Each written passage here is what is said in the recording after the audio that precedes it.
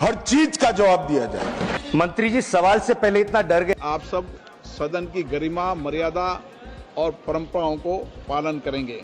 चुन चुन कर जहां हमारा बहुमत था वो बूथों में हत्या की दी गई। माफी मांगे सर। राज्यसभा में गृह मंत्री अमित शाह टीएमसी के किस सांसद से उलझ गए? डर की बात क्यों हुई? क्यों एक सांसद ने कहा कि अमित शाह डर गए हैं, और जब डर वाली बात कही गई तो अमित शाह ने कैसे पलटवार किया और कहा कि एक एक सवाल का जवाब दिया जाएगा? क्यों ये गहमा गहमी हुई, ये आपको बताएंगे। लोकसभा में प्रश्नकाल के दौरान अचानक देश के प्रधानमंत्री नरेंद्र मोदी जब सदन में पहुंचे तो क्या माहौल बना, ये भी आपको दिखाएंगे। लोकसभा में ही स्पीकर ओम बिरला किस मामले को लेकर के इस कदर दुखी हुए कि वो लगभग 3 मिनट तक बोलते रहे, और इस दौरान उन्होंने विपक्षी सांसदों की एक तरह से क्लास लगा दी। उन्होंने उनको गहरा लेक्चर दे दिया। राज्यसभा में नेता प्रतिपक्ष मल्लिकार्जुन खड़गे ने केंद्रीय मंत्री नितिन गडकरी की क्यों तारीफ कर दी, और तारीफ करते हुए उन्होंने क्यों कहा कि मंत्री जी बुला करके काम करते हैं। ये सब क्या हुआ लोकसभा में, राज्यसभा में? आज विदेश से एक जरूरी व्यक्ति लोकसभा में पहुंचे, संसद भवन में पहुंचे, क्या उन्होंने देखा, क्या कुछ हुआ, ये सब कुछ आज की संसद रिपोर्ट में आपको बताने वाले हैं। आपको करना यह है कि हमेशा की तरह जैसा आप करते हैं आखिर तक शो देखिए। हमारा शो देखने के बाद अपनी राय भी जरूर दीजिए जैसा आप हमेशा देते हैं। चलिए अब शो शुरू करते हैं।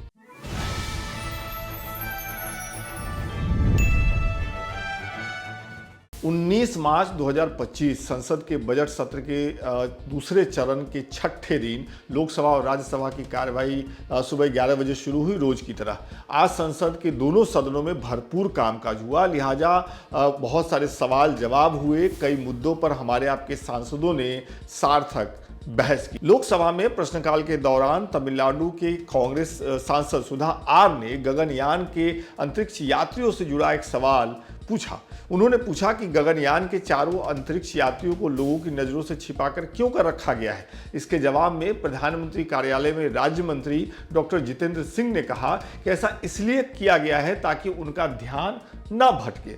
साथ ही मंत्री ने यह भी बताया कि इस साल के अंत तक महिला रोबोट के साथ गगनयान की टेस्ट फ्लाइट लॉन्च की जाएगी।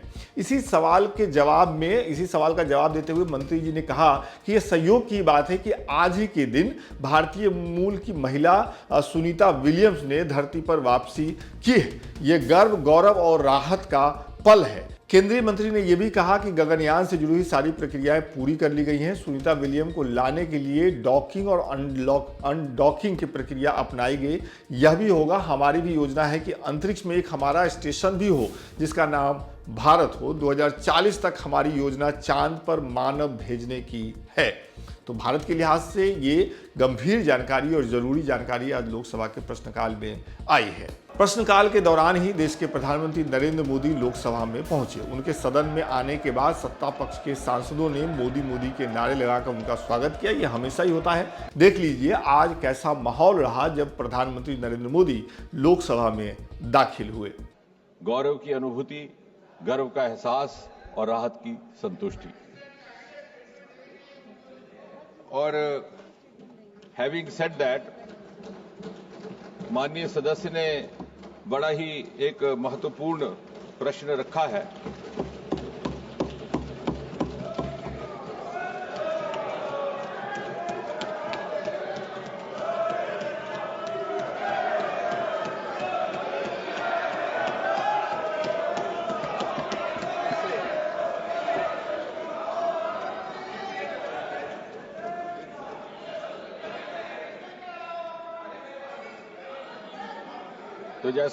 तो जैसा मैं कह रहा था कि कल ही मीडिया ने प्रधानमंत्री जी द्वारा लिखा हुआ वो पत्र जारी किया जिसमें सुनीता जी की सुरक्षित वापसी की कामना भी थी और उनको भारत आने का निमंत्रण भी। और आज जब उनका सुबह 3:27 पर लौटना हुआ है तो हम सब के लिए वो गर्व का पल भी था, गौरव का भी और राहत का। लोकसभा स्पीकर ओम बिरला ने प्रश्नकाल की कार्यवाही समाप्त होने के बाद स्थगन प्रस्ताव की सूचनाएं मिलने की जानकारी दी और कहा कि हर रोज स्थगन प्रस्ताव लगाए जा रहे हैं। स्थगन प्रस्ताव को लेकर यह परंपरा रही है या पूर्व के स्पीकर ने इसे लेकर व्यवस्था भी दी है। देखिए इस मौके पर लोकसभा स्पीकर ओम बिरला ने क्या सब कहा, कैसे उन्होंने स्थगन प्रस्ताव पे सांसदों की क्लास लगा दी, एक लेक्चर जैसा दे दिया। माननीय सदस्यगण, मुझे कई माननीय सदस्यों के स्थगन प्रस्ताव प्राप्त हुए हैं और मैं देख रहा हूं कि हर रोज स्थगन लगाना में इस विषय पर पूर्ववर्ती माननीय अध्यक्षों ने कई बार व्यवस्था दी है और उन्हीं व्यवस्थाओं के अनुरूप मैं भी व्यवस्था देना चाहता हूं कि माननीय सदस्यगण, स्थगन प्रस्ताव वास्तव में एक बहुत ही असाधारण प्रावधान है जो सरकार का ध्यान तत्काल सार्वजनिक महत्व के मामले को आकर्षित करता है ताकि तत्काल विषयों पर कार्रवाई न करने पर या कोई गंभीर विषय हो उस विषय पर ही स्थगन प्रस्ताव लाया जाता है। स्थगन प्रस्ताव उठाए जाने वाला मामला निश्चित, तत्काल और सार्वजनिक मत का होना चाहिए। स्थगन प्रस्ताव में निंदा का तत्व होता है। स्थगन प्रस्ताव तब तक स्वीकार्य नहीं होता जब तक कि सरकार संविधान और कानून द्वारा निर्धारित कर्तव्यों का पालन करने में विफल न हो। नियम 56 की गंभीरता और मत को ठीक से समझे बिना हर दिन बहुत सारे माननीय सदस्य क्षेत्रीय मुद्दों के लिए भी स्थगन प्रस्ताव की सूचनाएं देते हैं। कई माननीय सदस्य राज्य के विषयों पर भी स्थगन प्रस्ताव की सूचना देते हैं। ये प्रयास स्थगन प्रस्ताव की गंभीरता और उसके महत्व को कम करेगा। इसके अलावा मैं देख रहा हूं कि एक ही राजनीतिक दल के सदस्य अलग अलग विषयों पर स्थगन प्रस्ताव की सूचनाएं देते हैं। मेरा आग्रह है और पूर्व में ऐसी परंपरा भी रही है कि एक राजनीतिक दल का एक व्यक्ति उसमें और हस्ताक्षर हो सकते हैं, वह एक साथ स्थगन प्रस्ताव गए, क्योंकि स्थगन प्रस्ताव की गंभीरता को हमें समझना चाहिए। इसके अलावा मैंने ये भी अनुभव किया है कि कई माननीय सदस्य स्थगन प्रस्ताव के नोटिस को सार्वजनिक रूप से प्रकाशित करते हैं, सोशल मीडिया पर प्रचारित करते हैं। मेरा आग्रह है, इसकी अनुमति नहीं होती कि सदन में आए बिना किसी भी विषय को प्रेस में या सोशल मीडिया पर दिया जाए। मेरा आग्रह है कि आप सब सदन की गरिमा, मर्यादा और परंपराओं को पालन करेंगे। मैंने किसी भी प्रस्ताव की आज स्थगन प्रस्ताव की सूचना की अनुमति प्रदान नहीं की गई है। सभा पटल पर रखे जाने वाले पत्र आइटम नंबर 2 लोकसभा से इतर राज्यसभा में नियम 267 के तहत प्राप्त 8 नोटिसों को सभापति जगदीप धनखड़ ने स्वीकार करने से मना कर दिया, इनकार कर दिया। इन नोटिसों के माध्यम से कुछ सांसदों ने डुप्लीकेट मतदाता पहचान पत्र के मुद्दे पर चर्चा की मांग की, जबकि कुछ ने महाकुंभ से लापता लोगों के मुद्दे पर चर्चा की मांग की। एक नोटिस में स्टार लिंक के साथ भारतीय कंपनियों के सौदे के प्रतिकूल प्रभाव पर चर्चा की भी मांग की गई थी। 8 notices have been received under Rule 267. Rajya Sabha में ही विपक्ष के नेता मल्लिकार्जुन खड़गे ने प्रश्नकाल के दौरान केंद्रीय सड़क परिवहन मंत्री नितिन गडकरी के काम की तारीफ की और कहा कि मंत्री जी बुलाकर भी काम करते हैं। देखिए मल्लिकार्जुन खड़गे कैसे तारीफ कर रहे हैं नितिन गडकरी के कामकाज की। श्री मल्लिकार्जुन खड़गे। सर धन्यवाद आपको आउट ऑफ टर्न मुझे सप्लीमेंट्री पूछने का समय दिया। नहीं, आपकी आड़ में मैं भी एक सप्लीमेंट्री मंत्री जी से पूछूंगा आज। तो मैंने स्वार्थ को ध्यान में रखकर आपको लीक से हटकर ये स्वार्थ में परमार्थ तो सर मेरा क्वेश्चन सरल है और मैं मंत्री जी को शायद इतने लेटर लिखा हूं, उनके पास नंबर होंगे, अगर गिने तो मालूम होता है। प्राइम मिनिस्टर को भी मैं बहुत से लेटर लिखा, क्योंकि बार बार यहाँ उठाना, कुछ कहना, मैं बोलना ये अच्छा नहीं दिखता। तो इसीलिए मैं उनको हर 3 महीने को या 6 महीने को एक लेटर लिखते रहता हूँ और प्राइम मिनिस्टर को भी भेजते रहता हूँ।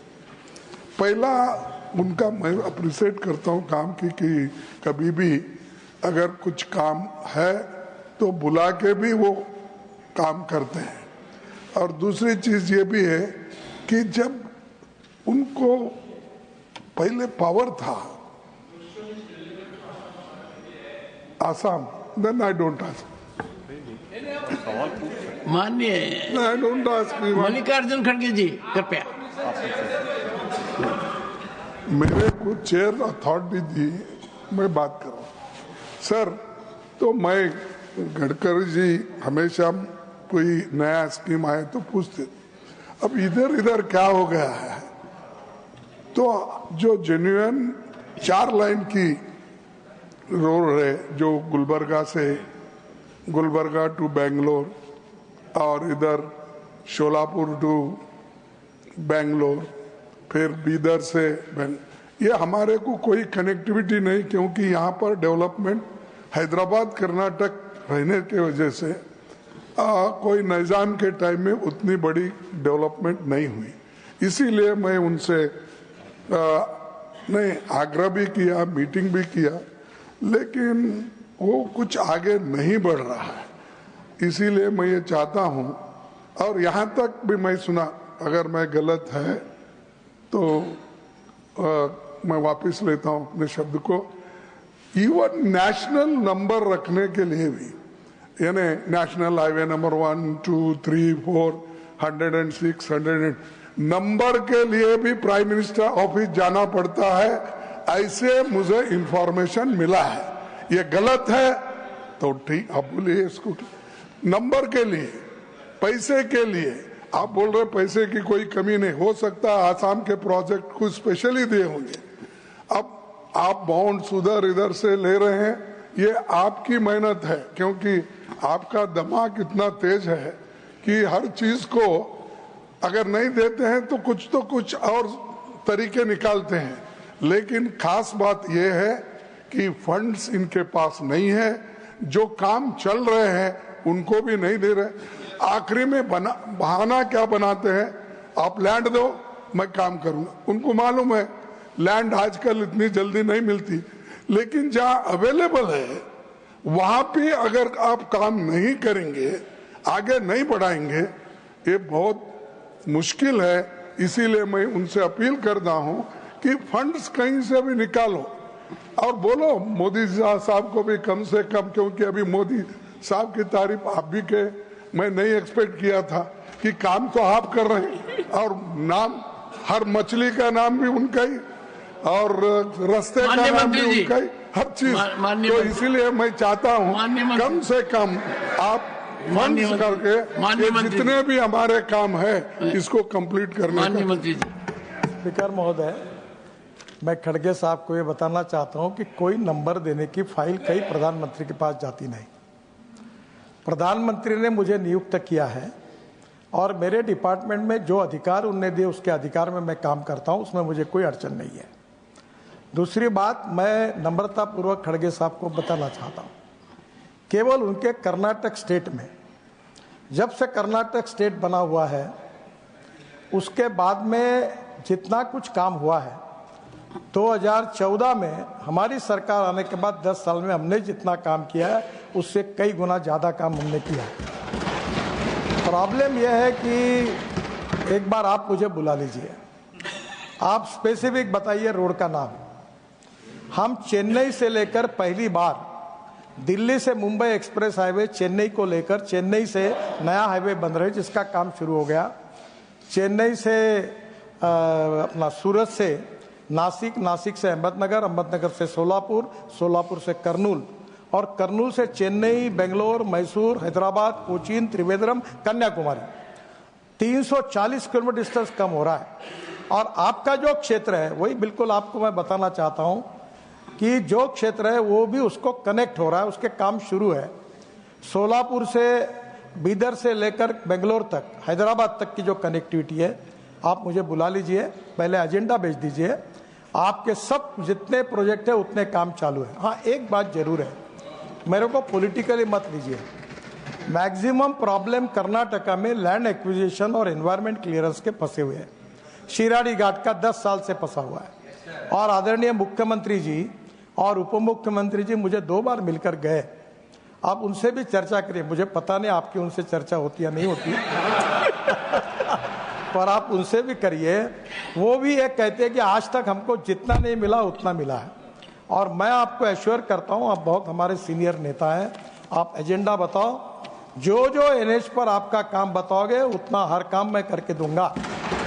और मेरे पास फिर से दोहरा रहा हूं कि ये सदन में एक भी कोई सदस्य मुझे बताए कि मैं जब 6-6 हजार, 12-12 हजार, 18 हजार करोड़ की बात कर रहा हूं, मैं तो नम्रतापूर्वक कहना चाहता हूं, कोई बोल दे कि उनके कोई काम में पैसे कम पड़े और काम अटका हुआ है तो आप बोलोगे वो मैं स्वीकार नहीं। हाँ, काम इसलिए अटकता है कि लैंड ने एक्वेशन नहीं हुई, काम इसलिए अटकता है कि इन्वायरमेंट फॉरेस्ट क्लियरेंस नहीं होता, काम इसलिए अटकता है कि कोर्ट में कोई चला जाता है, पर वो हमारी जिम्मेदारी है उसको रिजॉल्व करना। आप एजेंडा दीजिए, मैं आपके पास आता हूं, आपका सम्मान करता हूं और आपके पास आकर मैं आपको इसके डिटेल में पूरी तरह इसको रिजॉल्व करूंगा। माननीय मंत्री जी, अब चेयर की सप्लीमेंट्री। ये मेरा परम सौभाग्य है कि मैं किठाना ग्राम में मेरा जन्म हुआ, मेरी शिक्षा दीक्षा भी वहीं हुई। बड़ी ख्वाहिश है और बात भी जायज है, गडकरी जी की नजर वहां पड़नी चाहिए और वो एक राष्ट्रीय मार्ग पर आना चाहिए। इसका सीधा नतीजा ये होगा कि जो लोग रिंगस से दिल्ली आते हैं कम से कम 30 किलोमीटर कम होगा। इसकी जानकारी आपके दफ्तर को देंगे, आपकी इनायत भी हो तो सब ठीक हो जाएगा। सम्मानीय अध्यक्ष महोदय, आप मुझे वहाँ की जागरूक स्थिति मालूम नहीं है, आप मुझे एक बार आदेश दिया आपने, उसका डिटेल दे दीजिए। और निश्चित रूप से वैसे आई एम ओनली ऑथोराइज कि मैं नेशनल हाईवे पे ही पैसा खर्चा कर सकता हूँ, पर आपका जो रोड कह रहे हो उसको हम नेशनल हाईवे बनाकर वे आउट निकालेंगे और मैं जरूर। यहाँ आपको यह भी बता दें कि आज संसद में माइक्रोसॉफ्ट के पूर्व सीईओ बिल गेट्स पहुंचे। उन्होंने भारतीय संसद के दोनों सदनों के कामकाज को करीब से देखा, समझा। राज्यसभा में शून्यकाल के दौरान आम आदमी पार्टी सांसद संजय सिंह ने एसिड अटैक पीड़ितों के पुनर्वास की मांग की। उन्होंने एनसीआरबी के आंकड़ों का हवाला देते हुए कहा कि 2014 से अब तक हर साल करीब 200 महिलाओं पर एसिड अटैक हुए हैं। सिंह ने कहा कि इन मामलों में न्याय में बहुत देरी होती है। उन्होंने एसिड अटैक पीड़ितों के लिए मुफ्त चिकित्सा सुविधा की भी मांग की। माननीय Shri Sanjay Singh demand to strengthen overall system for rehabilitation of victims of acid attacks in India. अत्यंत गंभीर विषय पे मुझे अपनी बात कहने का मौका दिया।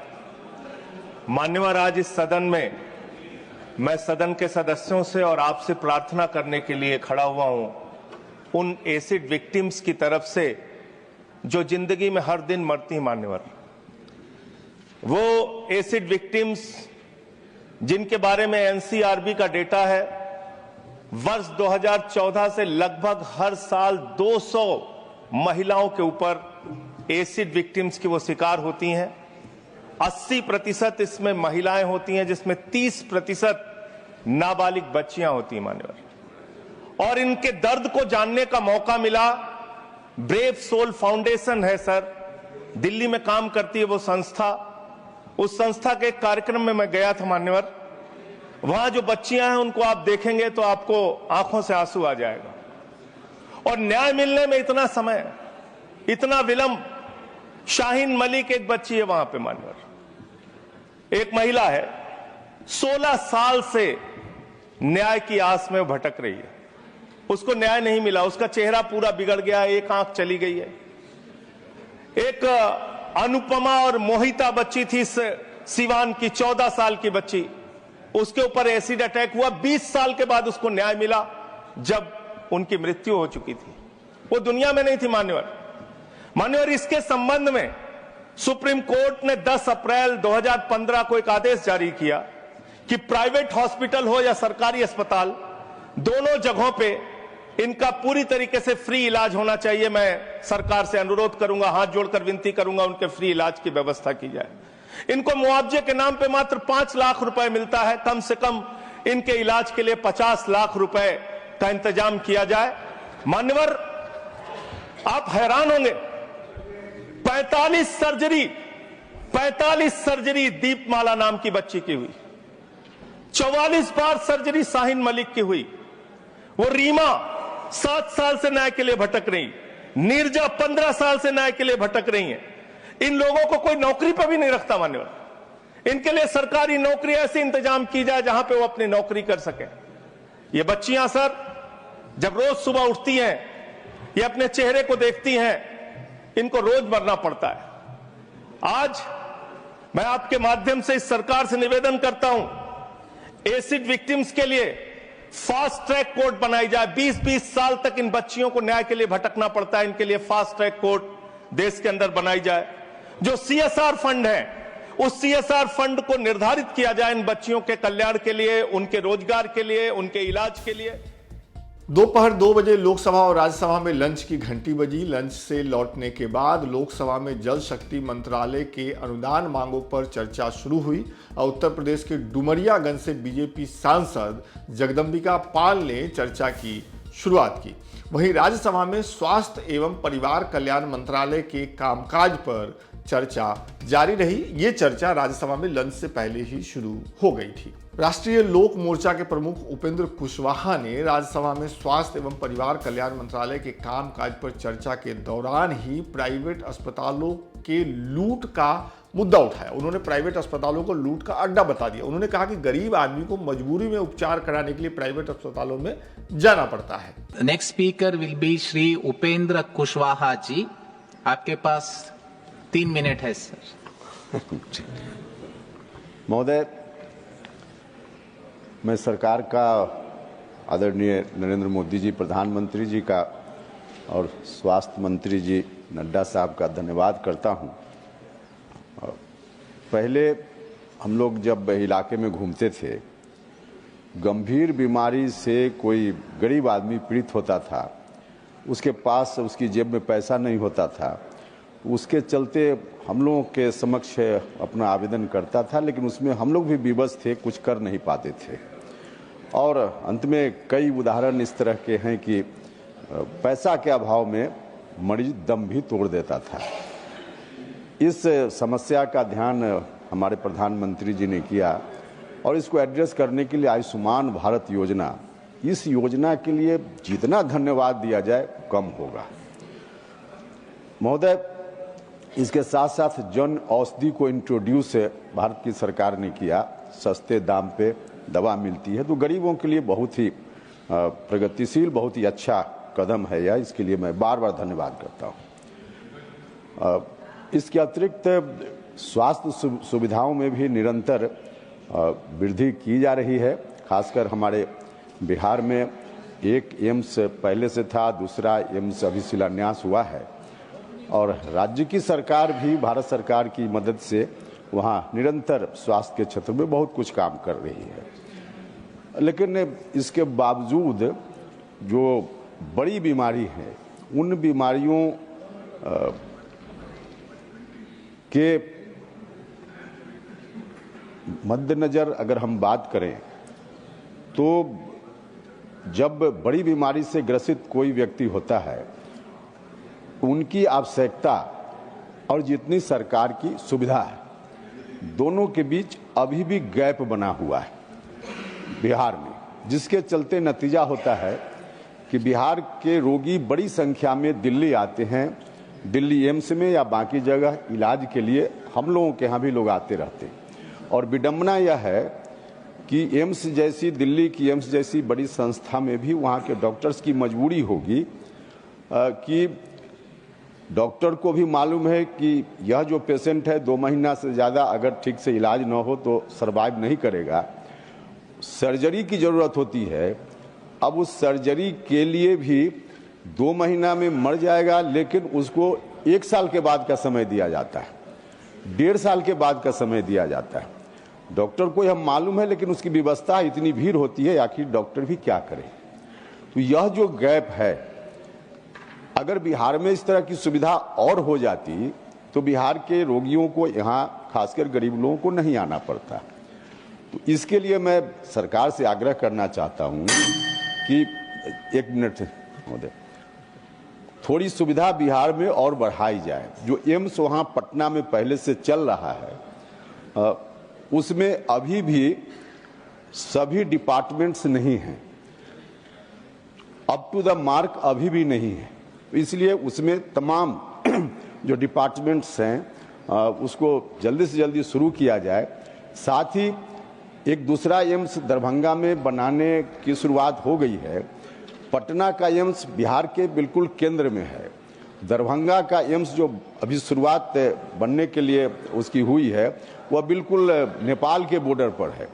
इधर जो दक्षिण बिहार का पूरा हिस्सा है, जो झारखंड के बॉर्डर पर है, वहाँ इस तरह की कोई सुविधा नहीं है। तो माननीय मंत्री जी से मैं आग्रह करना चाहता हूँ कि शाहबाद का इलाका, सासाराम, और जस्ट कंक्लूड कर रहे हैं महोदय, सासाराम जो बिल्कुल बॉर्डर से झारखंड से लगा हुआ डिस्ट्रिक्ट है रोहतास, वहाँ या औरंगाबाद, उस बीच में जो जीटी रोड है वह भी वहीं से सड़क गुजरती है, एक्सीडेंट्स वगैरह भी होते रहते हैं। तो उसके आसपास एक और एम्स खोलने पर सरकार गंभीरतापूर्वक विचार करे। मैं सरकार से आग्रह करना चाहता हूँ। एक सुझाव अंत में देकर अपनी बात मैं समाप्त करूँगा। सरकारी सुविधा कम होने के कारण कई बार लोगों को प्राइवेट अस्पताल में जाना पड़ता है, और प्राइवेट अस्पताल की जो दुर्दशा है, कुछ अच्छे अस्पताल जरूर हैं, लेकिन अधिकांश प्राइवेट अस्पताल जो है वह लूट का अड्डा है महोदय, शोषण का अड्डा है। कई तो इस तरह के उदाहरण आए हैं कि वहाँ डेड बॉडी को रख करके और तब इलाज के नाम पर परिवार से पैसा वसूला जाता है। तो इस तरह की स्थिति में गरीब आदमी परेशान रहता है। हम आग्रह करेंगे माननीय मंत्री जी से कि प्राइवेट अस्पताल को रेगुलेट करने के लिए भी कोई ना कोई रेगुलेटरी बॉडी बनाने का काम सरकार को करना चाहिए, ताकि उन पर भी नियंत्रण हो और लोगों का इलाज ठीक से हो पाए। आपने समय दिया, बहुत बहुत धन्यवाद। Thank you Kushwaha ji. स्वास्थ्य मंत्रालय के कामकाज पर चर्चा पूरी होने के बाद राज्यसभा में गृह मंत्रालय के कामकाज पर चर्चा शुरू हुई। केंद्रीय गृह मंत्री अमित शाह राज्यसभा में इस दौरान मौजूद रहे। चर्चा की शुरुआत टीएमसी सांसद साकेत गोखले ने की। उन्होंने अपने वक्तव्य के दौरान अपनी बात कहते हुए गृह मंत्रालय की तुलना जमींदारी से करते हुए कहा कि बंगाल की जनता ने हमेशा जमींदारी के खिलाफ लड़ाई लड़ी। साकेत गोखले ने पश्चिम बंगाल के विभिन्न मद में मिलने वाली राशि जीरो हो जाने का दावा करते हुए 2014 के बजट में आवंटन के आंकड़े भी गिनाए। साकेत ने केंद्रीय जांच एजेंसियों के दुरुपयोग का मामला जब उठाया तो अमित शाह खड़े हो गए और जबरदस्त टोका टोकी हुई दोनों के बीच में। देखिए। Shri Saket Gokhale to raise the discussion on the working of the Ministry of Home Affairs. Shri Saket Gokhale. Thank you very much, Chairman, sir. I'm incredibly glad that the Honorable Union Home Minister is here as well. So, discussion on the Union Home Ministry today is being initiated by the All India Trinamool Congress. And guess, sir, who does Mamata Banerjee give the responsibility for initiating this discussion? She gives it to a 38-year-old MP who was thrown into jail for 6 months by the Modi government. So, in the last week, we have this. मिर्ची लगने वाला भी आएगा, रुकिए जरा. In the last week, we have discussed 4 ministries, sir, with the cooperation of the government as well as the opposition. So most of the questions of the ministries of education, railway and health went unanswered. The Honorable Railway Minister even tried to pass a non-existent railway budget during his speech, but that's okay, sir. I'm glad that at least the discussions happened, and they happened very smoothly. So today we are discussing the Union Home Ministry in the Council of States. It's a very big deal, sir, because law and order is a state subject. It is not meant to be controlled by the Union government. So the role of the Home Ministry is confined to internal security, control of India's borders, and disaster management. The role of the Union Ministry, Home Ministry, is not to interfere with the law and order machinery of the state. So sadly, in the last 11 years, the Union Home Ministry has erased the distinction between the Government of India and the Republic of India. मुझे लगता है आपने गृह विभाग की चर्चा के लिए इनिशिएट करने के लिए किया है। शायद उनको मालूम नहीं है माननीय सदस्य जी को कि सीबीआई और बाकी सारी एजेंसियों के नाम जो वो बोलना चाहते होंगे एक भी गृह विभाग में नहीं है। ये क्या मीमांसा कर रहे हैं? उनको सिर्फ गृह विभाग की बारे में चर्चा करना चाहिए। मेरा एक टेक्निकल ऑब्जेक्शन, अगर आप एरिया वाइड करना चाहते हो तो फिर मुझे भी करने दीजिएगा, जवाब देने में हर चीज का जवाब दिया जाए। अमित शाह के बयान को साकेत गोखले ने डर से जोड़ते हुए कहा कि सवाल से पहले ही मंत्री जी डर गए। इस पर पलटवार करते हुए अमित शाह ने कहा कि हम यहां किसी की कृपा से नहीं आए, एक आइडियोलॉजी का विरोध करके यहां नहीं घुसे हैं। देखिए अमित शाह ने क्या कुछ कहा। मंत्री जी सवाल से पहले इतना डर गए, आगे क्या होगा मुझे पता नहीं। नो नो, मैं 7 बार चुनाव जीत कर आया हूं, एक आइडियोलॉजी का विरोध कर कर यहां नहीं घुस गया हूं मैं। डरने का क्वेश्चन डज नॉट अराइज। मान्यवर ये जो जिक्र कर रहे हैं इस सदन को गलत तरीके की इंफॉर्मेशन दे रही है, इसलिए मैं स्पष्टता करने के लिए नंबर ऑफ केस जो वो सीबीआई के कह रहे हैं वो माननीय सुप्रीम कोर्ट के और माननीय हाई कोर्ट के ऑर्डर से चुनावी हिंसा के लिए रजिस्टर किए गए केस है। जो चुनावी हिंसा बंगाल में हुई, ये सारे करप्शन के केस नहीं है मान्यवर, चीर कर रखे। और चुनावी हिंसा किस प्रकार की? चुनाव में हमारी सीटें ज्यादा आ गई, चुन कर जहां हमारा बहुमत था वो बूथों में हत्या की दी गई, महिलाओं के साथ बलात्कार किए गए। जब पीड़ित लोग, कोई एक्शन नहीं, कोई अरेस्ट नहीं, पीड़ित लोग जब पहुंचे हाई कोर्ट में, हाई कोर्ट के ऑर्डर से सीबीआई को जांच दिया गया है मान्यवर, हाई कोर्ट के ऑर्डर से दिया गया है। ये सुप्रीम कोर्ट को भी नहीं मानेंगे, हाई कोर्ट को भी नहीं मानेंगे। जमींदारी कौन कर रहा है वो अब पूरा देश देखेगा। आप हाई कोर्ट को भी नहीं मानते हो। ये सारे सीबीआई के जो केस है मान्यवर, हाई कोर्ट और सुप्रीम कोर्ट के ऑर्डर से रजिस्टर्ड किए गए हैं और ये कह रहे हैं इनमें परिणाम नहीं आ रहा है। मैं इसलिए परिणाम नहीं आ रहा है, एक भी सीबीआई स्पेशल कोर्ट आज बंगाल में नहीं है, एक भी नहीं बनाई है। मामला यहीं खत्म नहीं हुआ। गृह मंत्री अमित शाह के ऐतराज के बाद राज्यसभा में नेता सदन जेपी नड्डा खड़े हुए और उन्होंने डर वाली बात कहने के लिए साकेत गोखले को माफी मांगने के लिए कहा। उन्होंने चेयर से कहा कि इन्हें माफी मांगनी चाहिए। इसके बाद तो राज्यसभा में हंगामा ही शुरू हो गया, जो कि सुबह से बहुत शांति से राज्यसभा में कामकाज हो रहा था। I have a strong objection as the president of the Bharatiya Janata Party.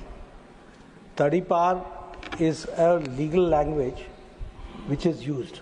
In a democratic nation, he has got no right to use such words against my party, and that should be also withdrawn.